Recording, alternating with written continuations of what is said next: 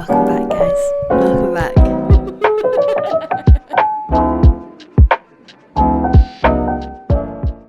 Sean, welcome to the podcast. Thank You're you. so excited you dribbled on yourself. Yeah, right. So if we could just acknowledge this. I don't know if it's visible in the camera just now, but what time is it? It's 10:30 and I've spilled coffee down myself. Yeah, in he was just an absolute shitting mess when two he came separate in. places. And I mean, as somebody who takes that very well when I look like an absolute mess, and I don't know what's worse, right? The fact that somebody will look at me and go, that guy's got coffee down his t-shirt, that's embarrassing, right? But what's more embarrassing is I go, that guy can't drink his coffee without spilling it. Exactly, Like, and it's just embarrassing. Special case. Well, Sean, thank you so much for joining me. I know you've been so excited to come on here. You've been I've begging me not been able to sleep for months. yeah. I've asked you like 4 times to come on, and every time I've just like not pulled through. With the fourth time when you asked me, I was like, either book it or fuck off. Stop Yeah. asking me. You got to the point where you're like, you've asked me so many times now, just do it, which is fair enough. I think I was a little bit worried to get you on because I was like, you're just like, you're a podcast veteran. Do you know what I mean? Yeah. I've always come to you for advice with podcasting. There's bigger priorities, bigger fish to fry than me, like, so I wouldn't be putting me as a priority either, don't Don't worry. be so humble. But thank you. It's completely contrived, I don't actually mean it. Yeah, I know you don't.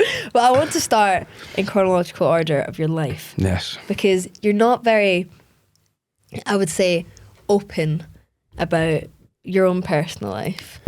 Yeah, I get why you would say that. I mean, I am open, but I don't put too much out there. I don't know if it's because I maybe focus on other people for a living. Yeah, exactly. Well, with and your podcast is purely about other people. You don't ever sit and do solo episodes about yourself. Yeah, do you never think there's something that, see, when I see people do just a podcast themselves, I'm like, okay, like how much? Sean, that's literally what I do. Are you fucking joking? No, but you interview. Sean. No, you interview people as well. But see, when it's just somebody who's just solely by themselves, I'm like, it's kind of like going like, right, everybody Okay. fucking listen to what I've got to say. But that is me. I've done so many solo podcasts. Yeah, You've but just yours are called me great, out. though. Aye, okay, shut up. But yeah, no, I mean, I don't know. I just don't.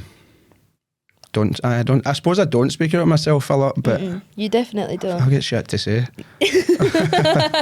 Well, you grew up in Glasgow. You're born and bred Glasgow boy. Yeah. Where did you grow up? Oh God. So first lived in Auchinlearn, which isn't like near Bishopbriggs. Oh, okay.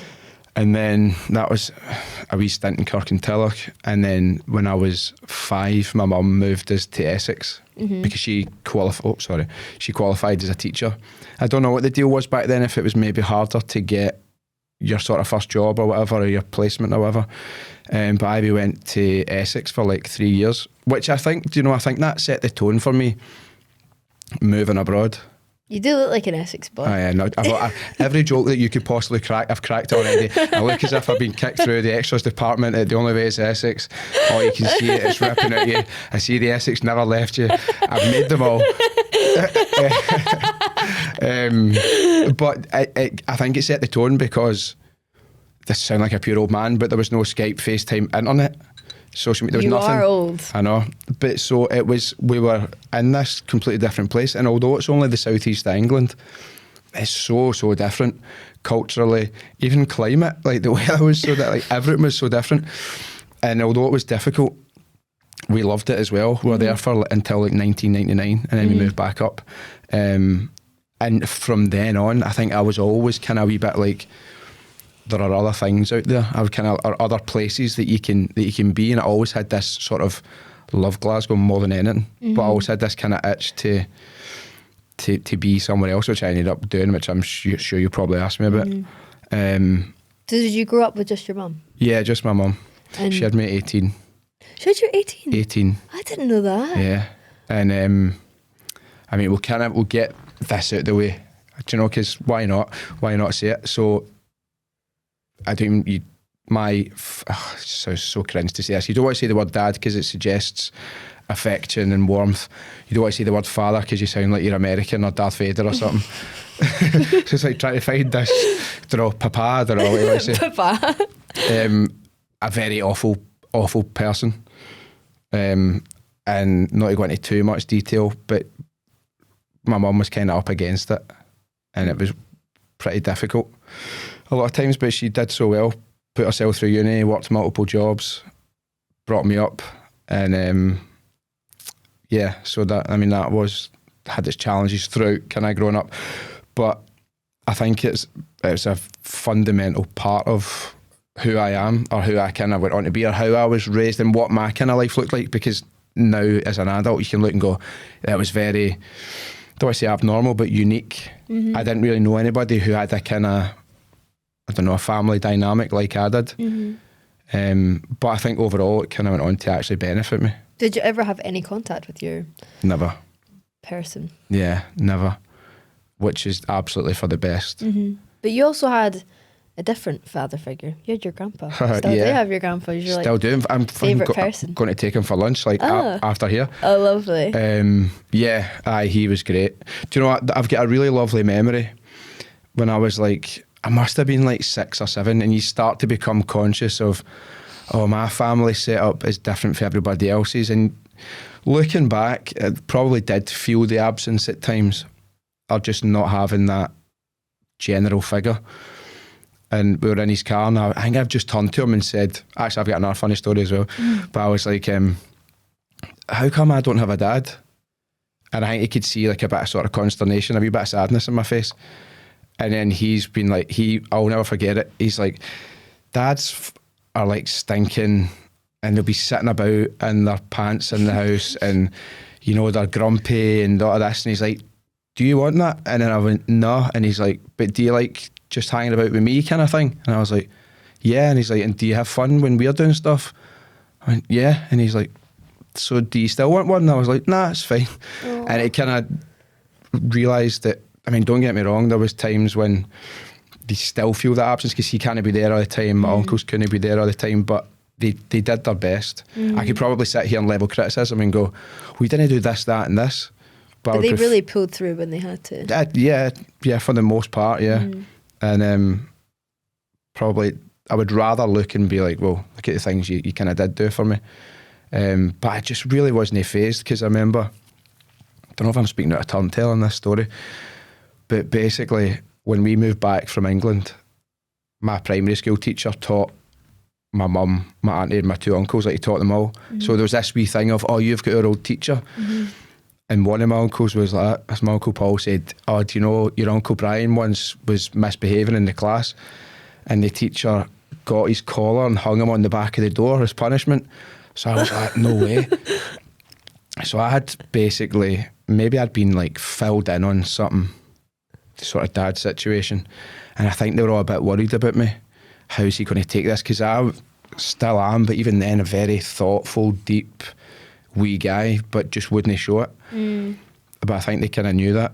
And my auntie took me for like a walk, so I would have been 8, maybe 9.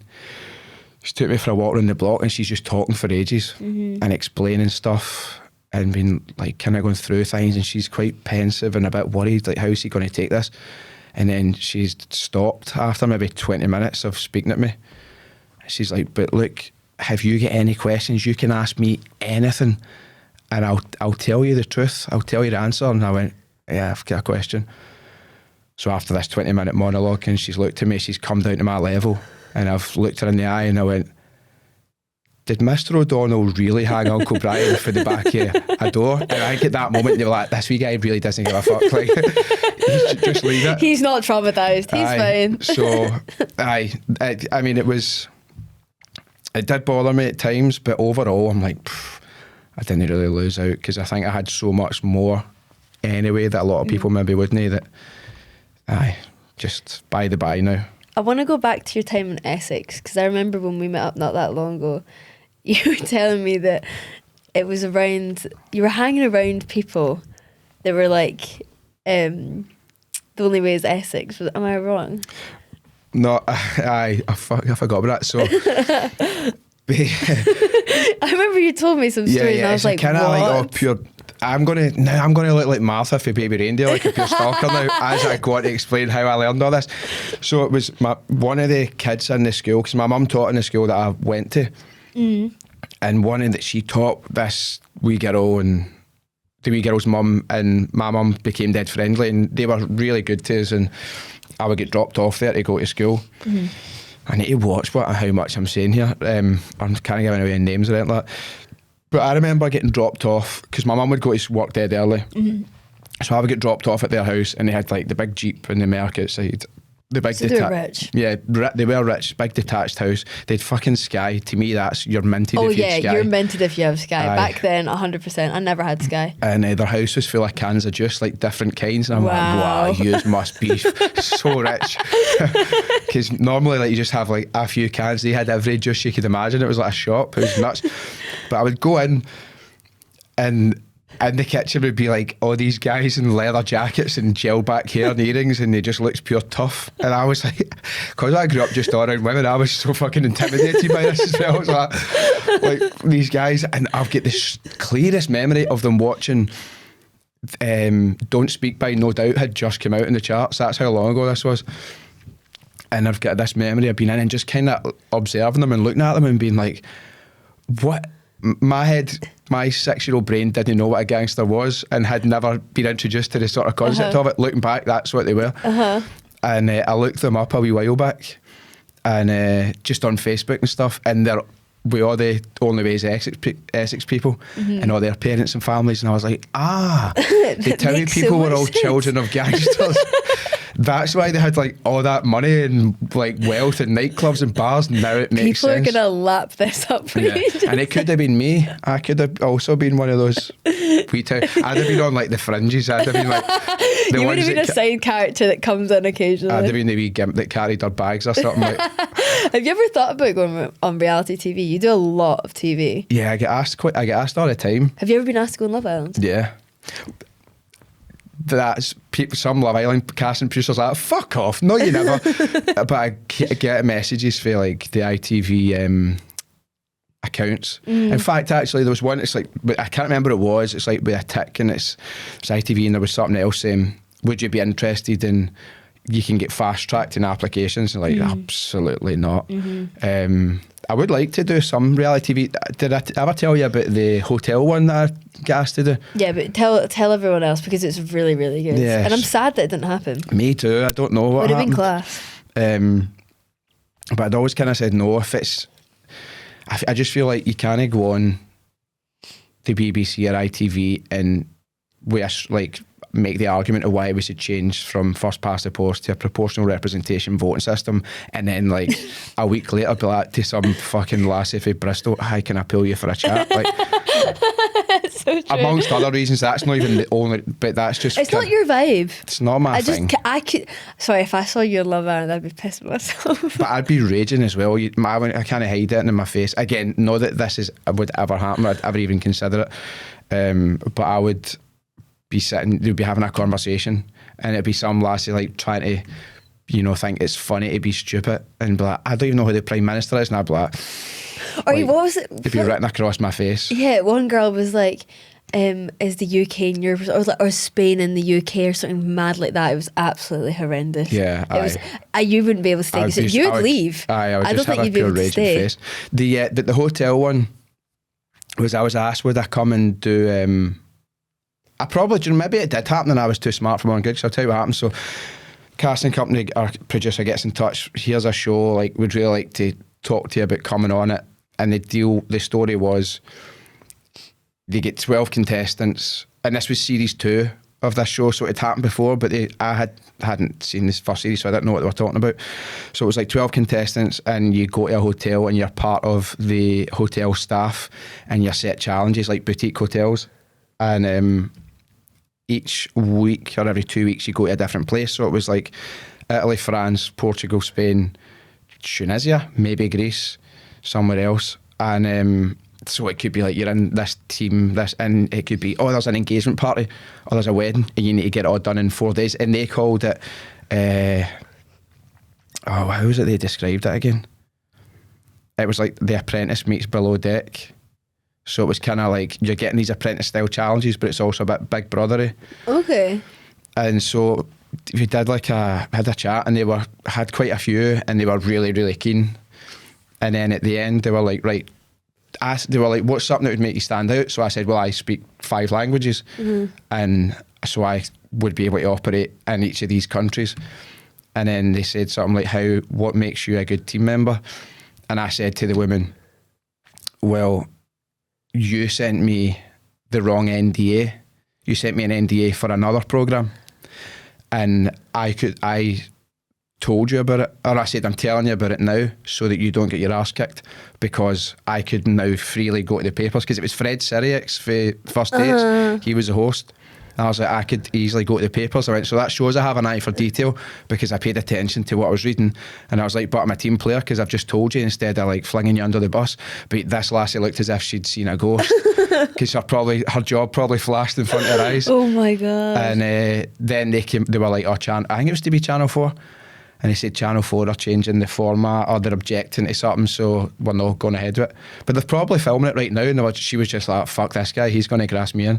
Yeah, I think she probably shut herself. Yeah, so it would have been so good though. Like I would love to do something like that, because it would just be quite fun. Have you always been interested in like being in the media? Like, where did this come from? Because like, when did social media actually start? Like, when did you get into it? Because how old are you?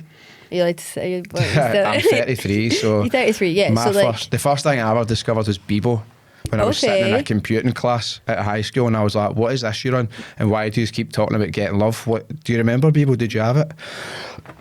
I'm too young for that. I'm 23. Yeah. When was Bebo? I've heard of it, I just don't know what like. Bebo was like 2007. I would have been 7 years old. So I doubt it. Yeah, I think it was like 2007 up to like 2010, and basically like you had your profile and people would leave comments, and you got 3 loves to give a day. 3 loves? Yeah, so it's kind of like, I don't even know what it would be, what an equivalent would be, but you could basically give your love, so on your profile you would have like, it would show how many love hearts you got. I know that sounds weird, but I don't know, and that was social currency back then. Listen, did you get a lot? Oh yeah, loads. Quite a big deal. But so Bebo was the first thing that I kind of noticed. Media, yes, but it's only taken me until maybe the last year to freely admit that, because there's a wee bit of I don't know if you would call it like consternation or apprehension on my part, like, oh, what would people think of me? Not what people think of me, but you just kind of want to be like, as if you're like a fucking theatre school. It's a Scottish thing. Aye, theatre school kids. Yeah, and like they're so fucking annoying. I'm always like, I mean, if the offer comes. You act so nonchalant and like laid back about it, but it is a Scottish thing. I think we're scared of like being cringe, or people like people just don't like people that do things that are different. Yeah, I've spoken at length about that, about the sort of ridiculture and stuff, and not even that. I just, oh God, I don't know. There's some things you can ridicule. Yeah, but like if you're not harming slagging's good. Should we talk? Bullying, maybe not a completely terrible thing. Don't you dare bring up that child again. No, but Sean loves the fact that I was an au pair and I hated the kid, and he keeps coming up with new insults that I could have given this 6-year-old child. Listen, I just think a slagging is a good thing. It's a way to sort of contain people in general, but within reason. Like, yeah, I'm speaking very tongue in cheek. Like, I'm only joking. Okay. But do you know what After this, you'll be like, do you ever just see somebody and you're like, you've gone either too far through life without either a crack to the jaw, or at least a slag. Yeah, we only brought down a peg or two. Oh, 100%. There was this one of my old bosses at this restaurant I used to work in Edinburgh. He was just waiting to get the shit beaten out of him, and I wish that I was that person that did that. That makes you sound really violent and crazy, but he really deserved it. I've never met anyone so fucking pathetic in my life. We gimp. And we like, you're a wet lettuce. He is a wet lettuce. And I remember screaming at him behind the bar, and I was like, "You're just a fucking loser," in front of a load of people. And then he's obviously gone too far through life without, proverbial or otherwise. Mm-hmm. We all need a wee slap in the dish now and again. Exactly. They humble you. What you should take away from this is Sean encourages bullying. Yes. Silence. Yeah, no, I was just picturing some PR company I work with going like, here, we can't work with this guy anymore. He said he thinks that bullying's fine. Context is king, context is key. But media, I think I did, but I didn't know how. I saw it as this sort of abstract, and that comes down to TV, even modelling and stuff. Those were things where I'd be like, I think I just always thought, wow, that would be fucking great fun, that would be amazing. And looking back, even years back, I thought that would be something, but I never started doing what I'm doing with that aim. It never actually crossed my mind. It was only when I got offers I was like, oh, all right, okay, so I can do some of these things. What was your first job? Like, as in first job, not media, first job ever? And how old? Oh, right, so I mean, first job, I collected window cleaning money. Oh, really? Yeah, with my uncle. So my grandpa and my uncle were window cleaners, but they had a really big sort of business of it. And my auntie and uncles and mum did that when they were younger, and you go and collect the money, and I really enjoyed it. I did that for like 10 years. No way. Or maybe 9 years. I started when I was like 10, 11. And my uncle was really reluctant to let me because he's like, he'll just fucking piss about and hold me up. And I maybe did at the start, but then ended up, it was also a dead nice thing. I got to spend time with him every week, just and every Thursday going. It was good because I'd make my own money and stuff. And then when I was 16, I worked at JID Sports. I so see that for you. Yeah, I quite enjoyed it. I quite enjoyed it. What did JID Sports? Good discounts? No, did you? I don't think I did. But I was an absolute. They saw me coming, man, because I would get paid on the Friday, and then by Friday afternoon I'd spent it on trainers and like stuff like that. And I worked in WH Smith at Central Station. You worked in WH Smith at Central Station? I had to wear this purple shirt, right? Honestly, I looked like an absolute. I would see if I could have bullied myself, I would have. It was a short sleeve shirt, right? But it was like down halfway down my forearms. It's like purple, and I had to wear my school trousers. That's so not your vibe. No, I can imagine you not like that at all. No, and I worked in that one in Queen Street. What else did I do? I can't believe you worked in that. Yeah, I worked in. I really enjoyed WH Smith actually. My pal Gizzy is like one of my best pals. He worked there as well, and it was actually like we were at school having to get like separated and all that. We couldn't be at the tills next to each other, and then we'd like go out like straight after work and stuff. That was a nice wee thing. Worked in just different sort of clothes shops and that type of thing, and then everybody. What did I do then? Probably loads of stuff that I can't remember. You know, call centres, all that type of thing. And then you moved to Spain. Yeah. Well, I mean, before that, so I should say I worked in corporate finance. Was it you? Yeah. So, you were finance bro? Kinda, yeah. It was, so I worked, it was insolvency. It was personal and corporate insolvency. So I started off, I was just to kind of work in the marketing department of this company, and they realised I was quite good with people. So what I would do is, there are things, so if you're struggling with debt in Scotland, there are various government-backed solutions known as trust deeds, debt arrangement schemes, sequestration, which is just another word for bankruptcy. But we were on the side of the individual, so it wasn't like trying to do them, it's basically to help them to manage their debts. And so I would have to deal with people in the first instance and find out what was their income, what was their expenditure, and go through. And it was quite good. I worked with the accountant. I think it's the AIB, accountant and bankruptcy. You make these applications, and it was good. And then I got to sort of shadow on the corporate side, which was like liquidations of companies, dealing with people's redundancy, that type of thing. And it was good. It was decent. And I lived in at Lansfield Quay. And but I very quickly just was pretty disillusioned and was like, this isn't it for me, this isn't how I see my life going. And I just operated within this wee bubble in the city centre. I went to work in the city centre, I went to the gym, I went out, even if I was going to get like chicken or something, like I don't know, just the first thing I thought of there, but like just any wee task was just within this wee three square mile radius. Did you feel suffocated? I did feel suffocated, and I just remember thinking like, there's more to life than this for me. Yeah. And that's when I googled work abroad one night. How old were you? 22. So just in this wee moment of inspiration, I don't know, I was feeling inspired, and I thought, I'm going to Google work abroad. And I'm going to, in my head, I was like, I'll get a job selling pedalos on the beach somewhere. And I was like, I would be happy with that. And what I did find was an advert to go and work as an auxiliar de conversa in Barcelona. Wow. Conversation assistant in Barcelona. So I was like, what does this entail? Had a wee look through it and saw this video. Oh, actually, I actually need to tell this story, right, for full circle stuff. Go for it. So I saw this advert, and it said, in northeastern Spain, so you could have been sent anywhere in Catalonia or like Valenciana region, so from Andorra down to Valencia, or Girona, you could have been anywhere. And it had this video, and it explained what it was, and it basically said, you come to Spain, you live with a family, you're there to teach them English, you get paid €200 a month. They said you only work 25 hours a week. I ended up working like 50 in the school. And it was like, it's an exchange. You're coming over to bring your English language skills to help a family learn, but also to assist teachers and tell them about changes in language and trends, and this is how you pronounce this. For them to hear a native speaker, which went on to fucking backfire on them because I've turned up with the thickest Glaswegian accent ever, which they were gutted about. They were absolutely devastated that they get sent me. That's what happened to me though when I was an au pair. They wanted to have a call with me first, and you should have seen the relief from their face when they realised I've got like a posher Scottish accent. They basically just got fucking groundskeeper Willie like dressed up as Joey Essex. That is like that was what they got. They were so gutted, but I was like, I'm lucky, I'm here now. Fuck you, I'm not going anywhere.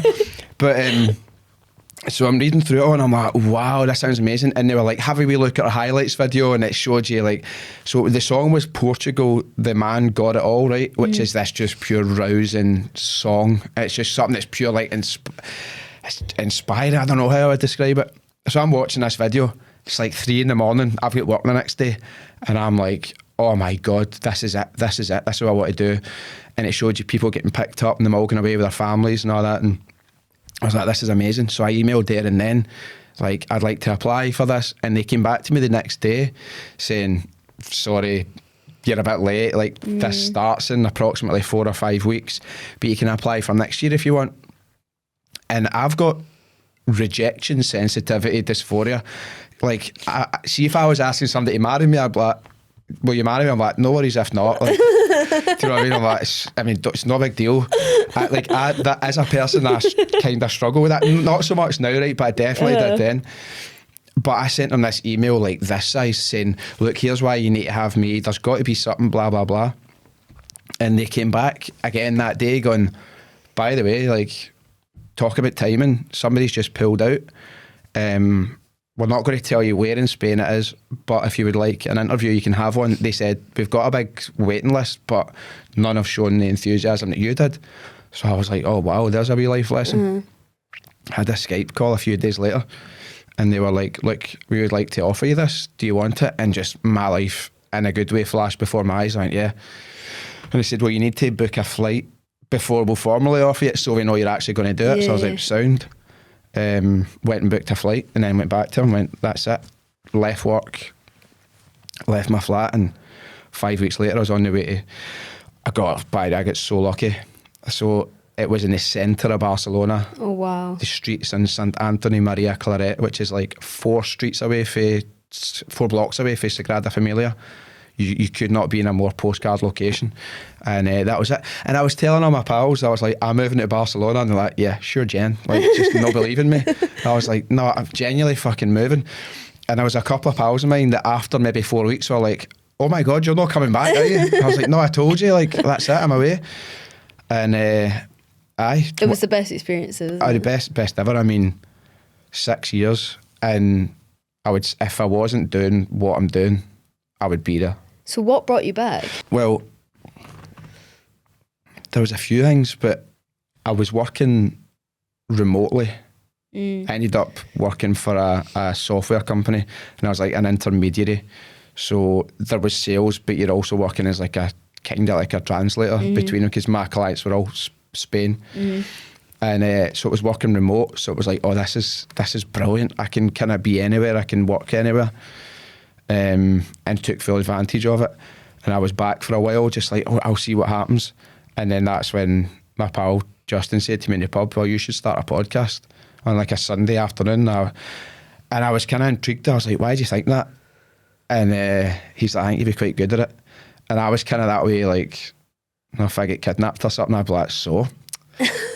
Why did you choose me? Like, I probably wanted a wee ego boost. I was like, why do you think I'd be good?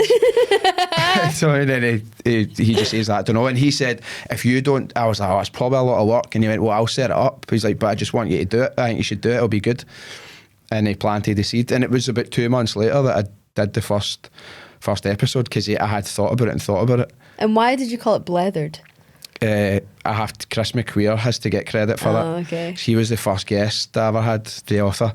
And I used to always tweet, I'm going out for a few drinks.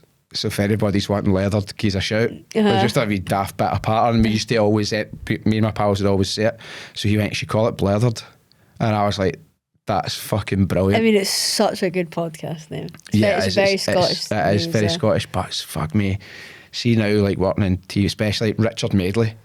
Blethered. Jeremy Kyle. Blethered. What does that mean? I was like, first of all, I've fucking told you about 4 times. So don't say it just because the cameras are running, Jeremy.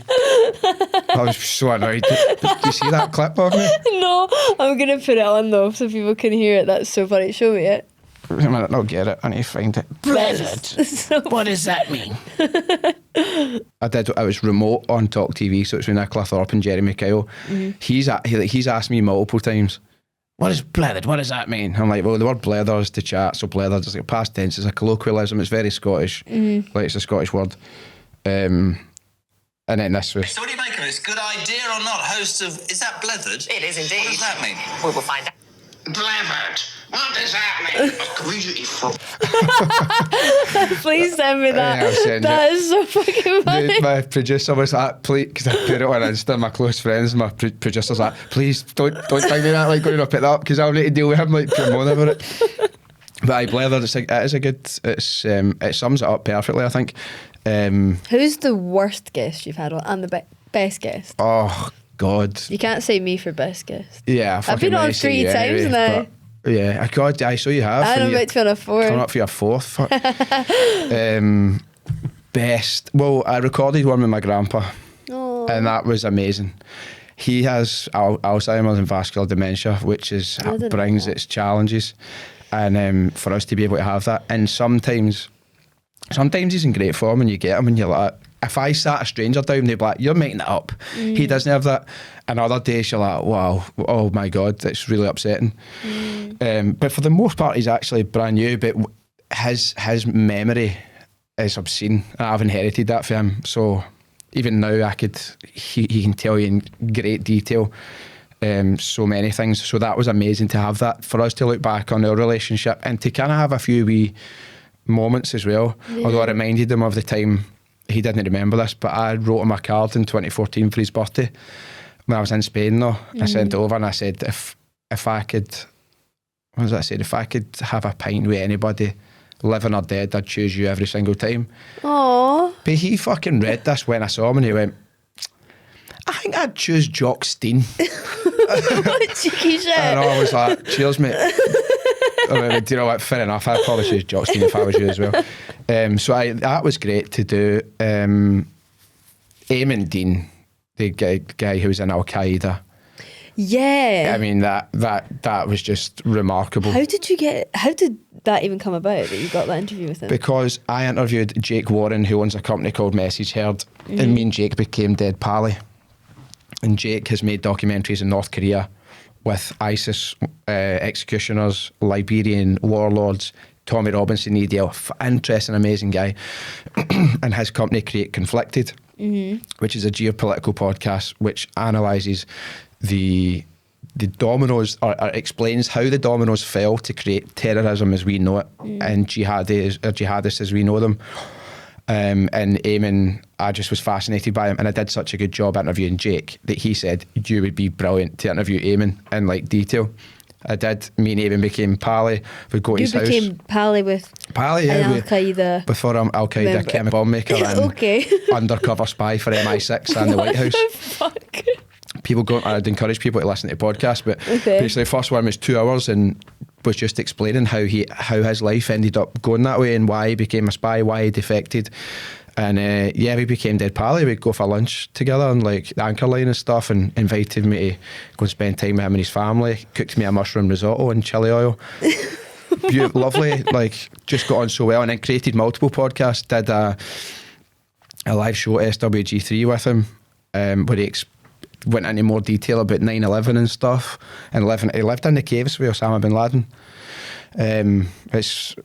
honestly, it's crazy, but he's such a lovely guy. And the whole point of the podcast was to explain that everything has nuance and everything in life is complex and multifaceted, and you can explain that everything happens incrementally. Nobody just wakes up. He didn't just wake up and go, yeah, obviously, I'll kill 200 Africans with a bomb today. Yeah. There were a lot of things that got there, and what I wanted to do was show people, when you look at these complexities, that you too would have made the same decision, and that everything has context, and that he's done a lot to redeem himself. He's considered a fucking hero by the White House and by Number 10 Downing Street and by the Royal Marines and stuff. So I mean, that was an amazing one. Do you know? I just really like fun ones as well. Just talking about like people's Tinder stories and stuff, and where I can't get the story out for laughing that people have sent me in. I'm doing myself a fucking disservice, because like obviously Martin Compson and Gordon Smart were always good fun to do, but I also love doing the ones about domestic abuse and I love doing ones about domestic abuse, sexual violence. Well, yeah, domestic abuse, sexual violence, suicide, gambling addiction, depression, racism. But you know, they're all done with humour, and they're serious conversations which I think should be talking about. You shouldn't approach them in an irreverent fashion, but if you approach it through the prism of humour when appropriate, it makes it far more palatable, and it makes these subjects and topics far more. It's easier for people to listen, exactly, because it's so heavy. You need to be able to have some sort of like comic relief in there, because otherwise people are just going to listen to it and be like, holy fuck, I'm so depressed listening to this. 100%. I can't do it. And there's almost inappropriate black humour. You need to make the most of it. Yeah. Like, I'll make dead dad jokes all the time. But I mean, they're always funny. They're always funny. I only allow certain people to like make them back to me. Some people I'm like, don't you fucking try. I would let you do it. Do you want to know one of the darkest things I've ever done? Go for it. This is terrible. Oh, tell me. It was like a sort of break glass in case of emergency type thing. So when I was at school, I was in trouble. I can't remember what it was, right? But I was in trouble. And I was like, ejector seat, I need to slam the emergency button. This is going to... Actually, I don't know if I should admit this.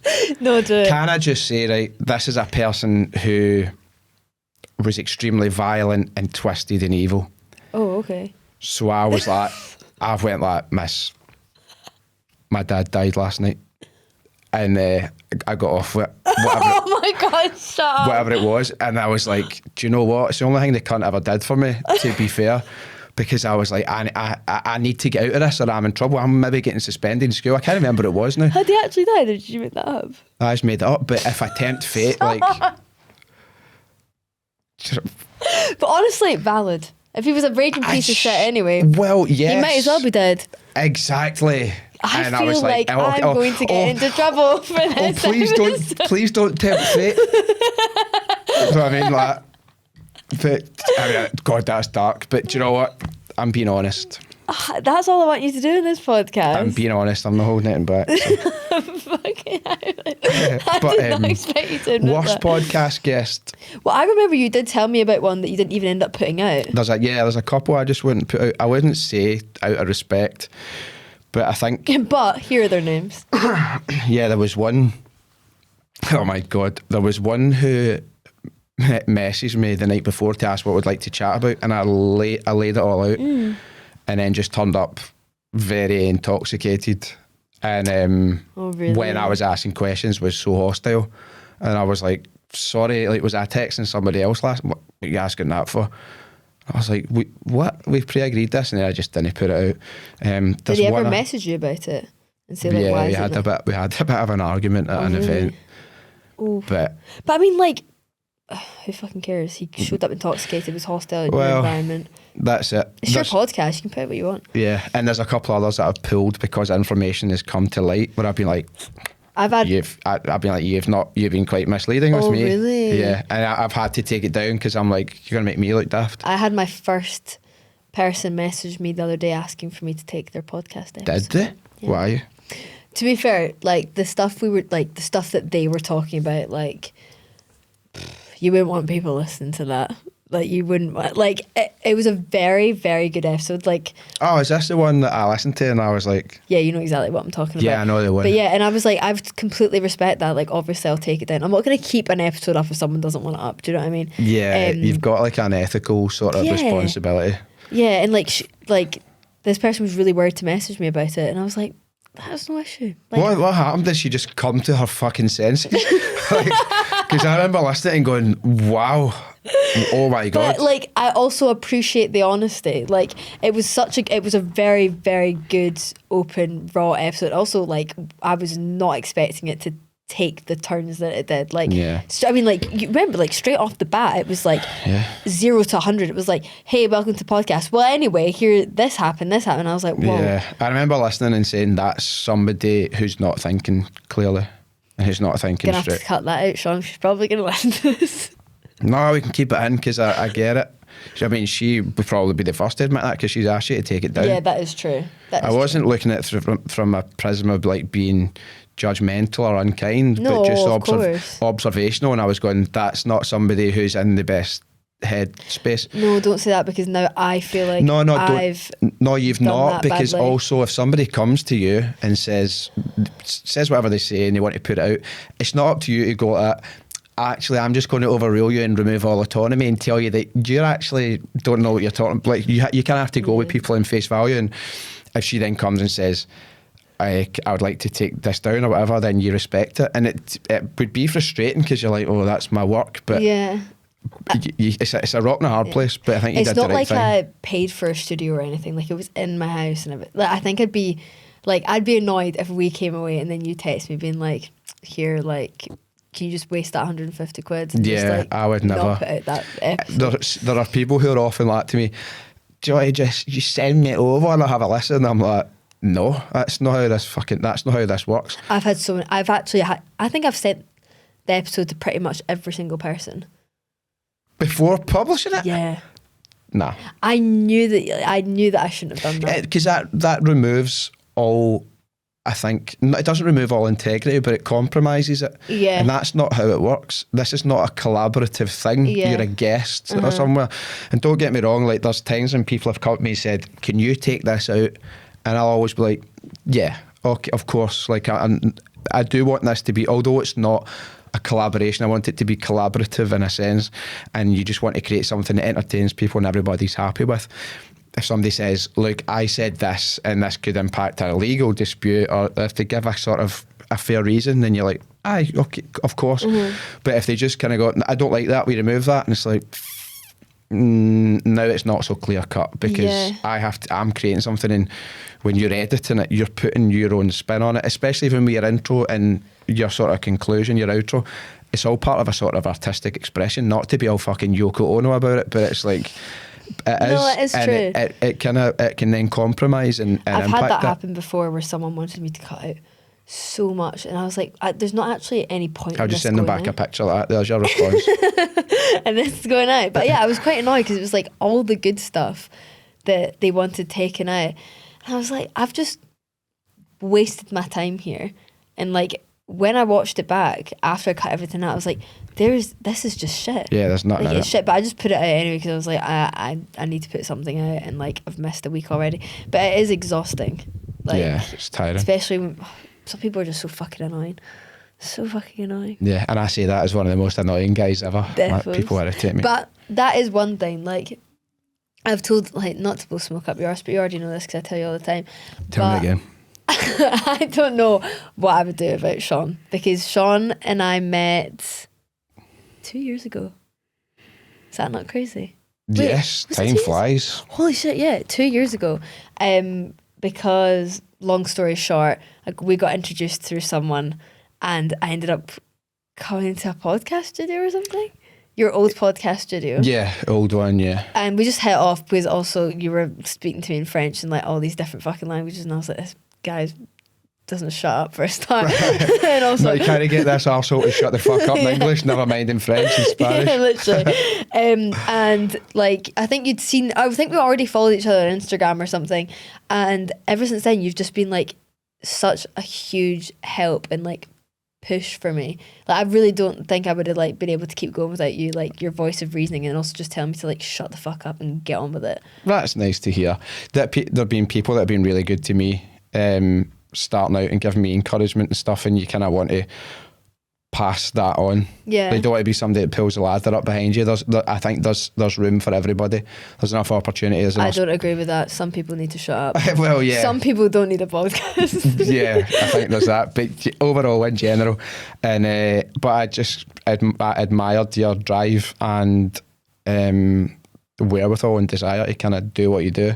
And there are things that I see you talking about, and when I say complaining, I don't mean in a bad way, but just the way anybody understandably would. And I'm like, I was there 2 years ago, or I've seen that, and I know how this plays out, and there are certain barriers and walls that you kind of need to push through. Yeah. And sometimes you do need somebody to kind of shove you through. Literally, any little problem I've got, I'll just text Sean. Yeah. Sean, I've got a problem. And I've got people that even I'll give you advice. And then I'll go away and complain to somebody, and they'll kind of talk me through it. And I think it's just this sort of a community type thing. I've just been like, well, if everybody can back everybody up, then we'll kind of be all right. And sometimes you need to lean on people, and sometimes you need to be the one that people lean on. And that community is very small in Scotland as well. Like, Yeah. I've like, when I talk about the podcast community that I've got, it's literally you and like you. Yeah, Like, I I can't even think of anyone else. It's very small, and I also think that it's very elitist and it's very cliquey, and I think it's hard to break into as well. Yeah, it can be elitist, it can be cliquey, and at the risk of sounding like an absolute jumped up arsehole, I think I've fortunately superseded that, or I've kind of gone, so I'm kind of, it's like, yeah, there is that wee clique, but it's like, I don't know, I feel like I'm not above it, but I'm like, I'm feeling beyond that. I've kind of established myself enough, so I'm like, I feel I can speak as a bit of an authority. But I could see how somebody starting out would view that and maybe be either intimidated or overwhelmed. Yeah, I feel like you're on the periphery of something. But it's like, it's open for anybody. I always say that to people. I'm like, there's no barrier. There's no barrier to entry. If I had a £1 for every cunt who'd message me saying, I want to start a podcast, can you tell me what to do? Honestly, I hate when people ask me that. I don't mind, but no, because do it then.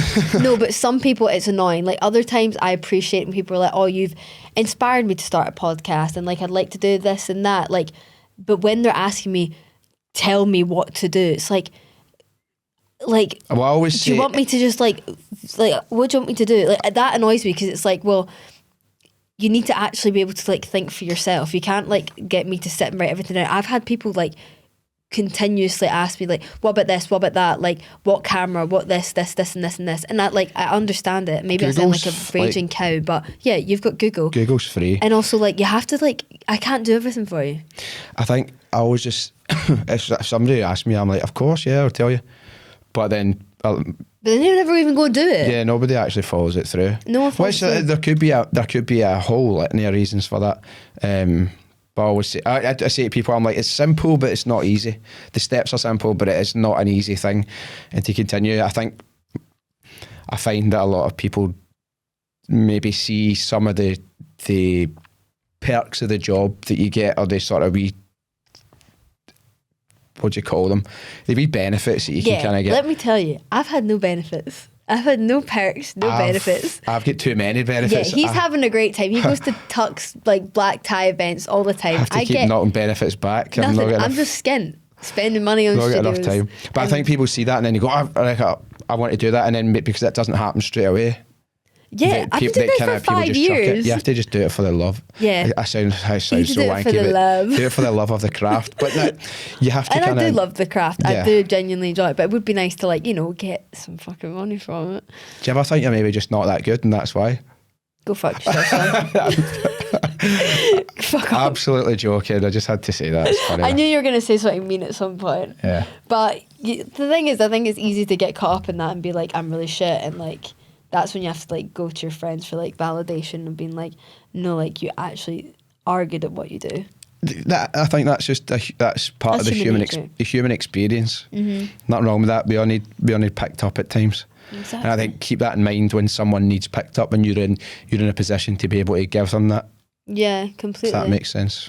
definitely. And I think when it comes to like podcasting, I feel like you need to, I don't know, maybe I'm going to sound like a complete dick, but I think it's really helped me like to have gone through like pretty shit times, if you get what I mean. I think it's kind of like opened my mind up to having more conversations and like being more open-minded and like, I don't know, do you get what I'm saying? I think the more varied the human experience that you have, the more ability you have to understand the experiences of others, and to know, you maybe have a certain experience and that'll shape you, and it'll cross your mind further down the line, and it can add value to conversation as well, because you can have a question and answer session with somebody, or you can converse, and you can add supplementary information or supplementary input to what they're saying, which gives things more value. I don't know, I sound like I'm speaking in fucking riddles here, but I think just, the more varied your experience in life, you should have heard the more the empathy podcast you can have. And you should have heard the podcast episodes I did before my dad died. So I was just talking about like vaginal discharge and like all sorts of weird sex things with my pals, and now I'm like having proper in-depth discussions about grief. Like it changes so fast, and you're not like, this is something that I did want to bring up to you, because the way grief impacts you is like, no, you cannot describe it to anyone until they've actually been through it themselves, and that's not unknown to you. And I know that you've had your fair share of grief, especially when it comes to friendship. I wanted to talk to you about that, because what happened to you was, you only told me about it last night, but you lost one of your best friends when you were really, really young. Yeah, it's funny because I don't see that as something that happened to me. I see that as something that happened to like him and his family, and I just happened to be observing on the sidelines. But he's like my first ever pal, I suppose, because he lived across the road from my auntie that I've spent a lot of time with, and then we were in primary one, so all the way through school and then high school and stuff. And he was stabbed to death when we were like 17, which was brutal. I found out in the worst way, and I'm a bit reluctant to talk about it, more so out of respect for his family, so I'll spare some detail. But I had been at like an 18th birthday party the night before, lost my phone in the taxi because I was steaming. I was like 17, and then went to work at W. Smith at 6 in the morning, hungover till 2 in the afternoon, and then I went to the pub with my pal, and then Celtic, I think, drew, and I got home and I was like, how could this 24 hours get any worse? And I remember going on Bebo and MSN and seeing his name and everybody's MSN name, like crying faces, and it was the weirdest thing. So this was 2008. It was the strangest thing. It was absolutely, my brain must have went into like protectionism denial, where I knew, like I knew what I was seeing, and I just was like, nope. And then my phone rang. My phone didn't ring because I'd lost it, but I managed to get my pal Laura's number. Tried to phone her. She phoned the number back, and I told me like what had happened. That I'd been stabbed and stuff, and that was awful. And because it was a murder case, there was no funeral for like 4 months. So you're in this kind of limbo. You know what a funeral's like? It's like an opportunity to kind of some sort of closure. And like, that was awful. And in fact, I think over time, I bumped into his family. In fact, I bumped into his mum and dad quite recently, and they're just amazing, lovely people. So is his brother. And I feel a proper palpable guilt talking about how that upset or affected me, because I'm like, well, whatever I felt, they felt it a million times more. But I know that they've made peace with it. I actually feel it, not that there's no problem in asking. I think I just feel discomfort as if, who am I to talk about this? But also, like, I absolutely loved him so much. I knew him for 15 years of 17 of those years, and it was horrible. And I don't know what happened. Like, we don't have to talk about this. No, it's fine. I'll change the subject. No, it's all right, because I think it's kind of important, because I've spoken to people about grief, and I've had an episode with Chelsea Alexander. How do you deal with grief, or how do you deal with losing a parent? I can't remember what the title was. And when she was talking, she was quite emotional, and she was talking fine, and I sat pure crying the whole way through it. Just after hearing, what she was saying, but It's funny because after maybe X amount of years, you kind of like, well, will you make peace with it? And I always remember on his birthday and his anniversary of that happening. Always, I think about him all the time, like just constantly. He was just the funniest guy ever. And everybody says that, oh, somebody was hilarious, but if you speak to people that knew him, you're like, this guy would have been a fucking comedy writer or something. He was just I've never met him that could paralyse you with laughter like the way he could, while slagging you and absolutely ripping you apart. And you're like, I'm on the receiving end of a vicious slagging here, but you're still like collapsing with laughter. But I think it must have been, maybe it was around about his anniversary, just there. It was like the emotion came back around again. I don't know if it's because I was thinking like so much time has passed. Like, do you still think about him a lot? Oh, all the time, like non-stop. But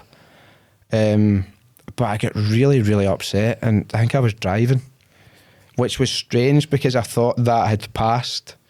I think it probably never does pass. It's like, just as time goes on, you're like, well, you kind of become used to things, and then. I don't feel like I'll ever become used to it. No, I mean, it's so different when it's a parent, you know. Yeah. But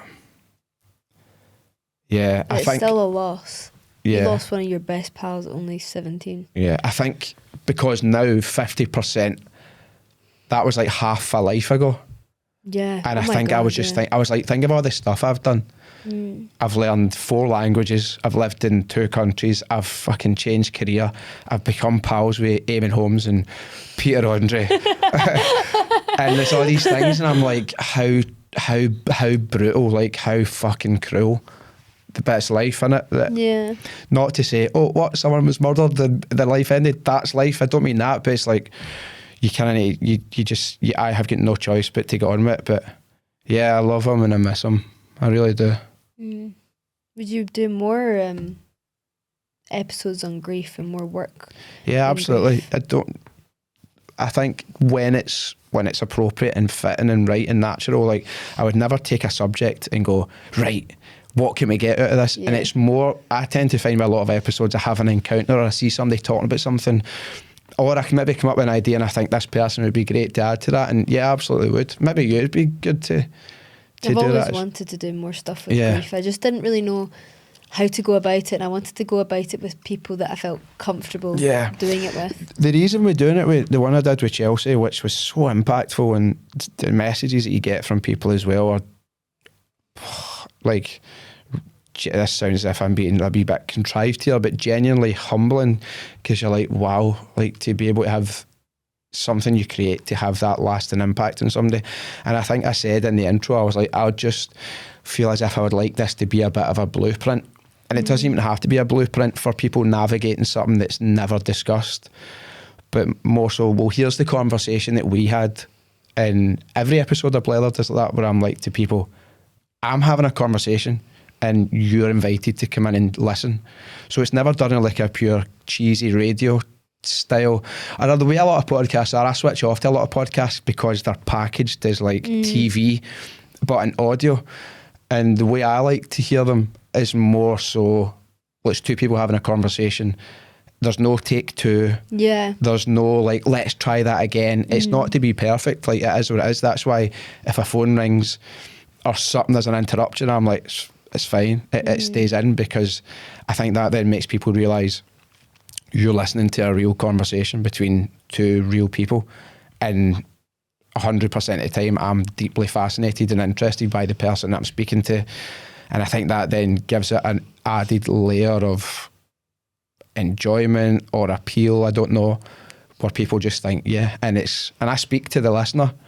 I heard Rylan, I love Rylan, but I heard him doing a podcast yesterday and he's like, tell the listeners, and I was like, there's mistake number 1, because you want it to be an intimate thing between me, you, and the person that's listening, and include them in the conversation. So I think that then the one we did about grief was so impactful, because it was like, we're not trying to be anything, not trying to tick any boxes. I'm not sitting here with a list of things to hit. It's like, here's the chat, here's me crying about 8 times through it, that's embarrassing, and then here's a wee uplifting sort of ending. And it's so grief. Yeah, I mean, well, maybe we probably should do one then.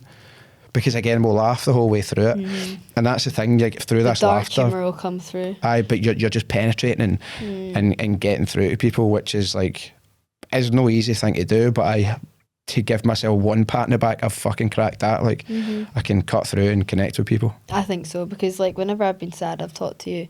Like, even like I've got some shit going on right now, and I texted Sean, and he came and met me at the coffee shop across from my work. And I actually came in and I was like, I fucking hate my life, and you're like, for fuck's sake.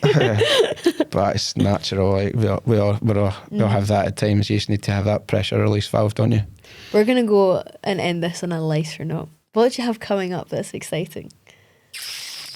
Love Island. You're going to be the bombshell. Aye. Fucking bomb scare, more like. What have I got? I'm doing a photo shoot with Be Inspired tomorrow. That'll be fun. I love working with Be Inspired. We're recording part 3 of the Catfish story. We're recording part 3 of the Catfish story. What else? I'm doing BBC Radio 5 Live tomorrow night. Christ. Which is great. I love this 5. is all happening tomorrow. I know. Saturday and Sunday, I'm in Dundee and Glasgow with Times Radio. They've got like this big RV bus that's all adorned with Times newspaper and Times Radio advertising, and they're going around the UK to different cities and speaking to people on the streets ahead of the election, like for the radio, but it's being filmed as well. So I'm doing that in Dundee Saturday, Glasgow Sunday. I have got a meeting about a TV series. Wait, acting? A documentary. Shut up. Yeah. We'll discuss that after. Anything can stop. At any point, any commissioner can turn around and go, actually, no, I was changed our mind, but quite not far down the line, but work is in progress now. I feel like I've got something else. That's already I always a lot. forget. I know. I always forget what I've got on. You've already got a lot. I've got literally nothing else to update you on. I'm going on holiday next week. Where are you going? France. Très bien. Très bien. J'ai trop hâte. Je vais être au soleil avec un apérole. Je vais à la plage dans prochain week. Très bien. Avec ma copain. How cute. Ouais. J'ai joué au foot avec mon frère. I don't even have a frère. I don't even have a friend. That's the extent of everybody's French, isn't it? What little last piece of advice would you have anyone that wants to make it as big as you are?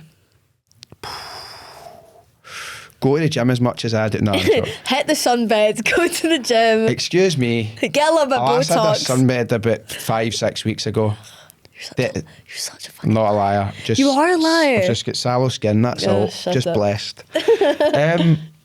What advice would I give to somebody who wanted to start in like podcasting or media or something like that? I'd say, let's say media.